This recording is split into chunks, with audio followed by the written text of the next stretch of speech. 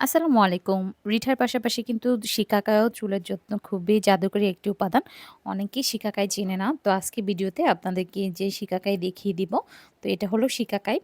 তো শিকাকাই, রিঠা, আমলকি এছাড়াও সাথে কিছু উপাদান মিক্স করে কিন্তু আপনারা প্রাকৃতিক শ্যাম্পু বানাতে পারবেন। শিকাকাই চুল পড়ার পাশাপাশি এটা কিন্তু চুল পড়া বন্ধ করে।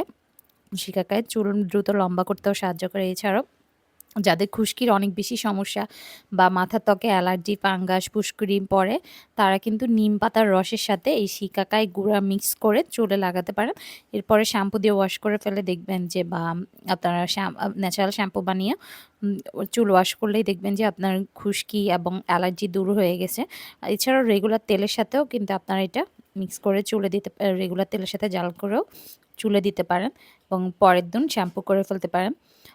তো যারা এই আস্তর শিকাকা অর্ডার করতে চান তারা আমাদের পেজের ইনবক্সে বা হোয়াটসঅ্যাপে অর্ডার করতে পারেন। গুঁড়াও পেয়ে যাবেন।